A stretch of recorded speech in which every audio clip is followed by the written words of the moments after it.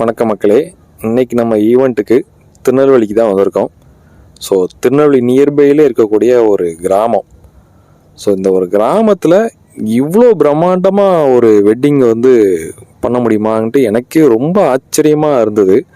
So இது எப்படின்னா, நாங்கள் காரை விட்டு இறங்கினோடனே நான் அந்த லொக்கேஷன் பார்த்துட்டு கொஞ்சம் ஷாக் ஆகிட்டேன். ஏன்னா இப்படி ஒரு கிராண்டாக நான் பார்த்ததே இல்லை, அதுவும் கிராமத்தில். ஸோ மண்டபங்கள் கிராண்டாக இருக்கும், மண்டபத்தில் கிராண்டாக பண்ணுவாங்க. ஸோ இந்த லொக்கேஷன் பாருங்கள், இது ஃபுட் ஸ்டாலுக்கு மட்டும் இவ்வளோ பெரிய அரேஞ்ச்மெண்ட் பண்ணியிருக்காங்க. ஸோ யூஸ்வலாக ஒரு 5-6 ஸ்டால்ஸ் இருக்கதே நமக்கு கிராண்டாக தெரியும். பட் இங்கே ஒரு 12-13 ஸ்டால் வச்சுருந்தாங்க. எல்லாமே டிஃப்ரெண்ட்டு. அது போக கிட்ஸ் ப்ளே ஏரியான்னு நிறையா இருந்தது.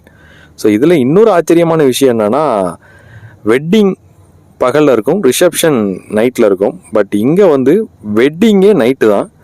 ஸோ பொண்ணு மாப்பிள்ளை தாலி கட்டி வரும்போது மணி 9 நைட்டு.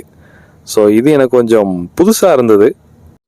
க்ரௌடு ஜாஸ்தி இருந்தாலே எங்களுக்கு அந்த ஃபோட்டோ மிஷின் ஹேண்டில் பண்ணுறது கொஞ்சம் கஷ்டமாக இருக்கும். ஏன்னா வந்த கெஸ்ட்டு கோஆப்ரேட் பண்ண மாட்டாங்க, க்ரௌடில் ரொம்ப நேரம் நிற்பாங்க. ஸோ இது எப்படி கொஞ்சம் டஃப்பாக இருக்குமோன்னு நாங்கள் கொஞ்சம் யோசித்தோம். பட் அந்தளவுக்கு இல்லை, ரொம்ப நீட்டாக எல்லோரும் ஜென்யூனாக ரொம்ப டீசெண்டாக நடந்துக்கிட்டாங்க.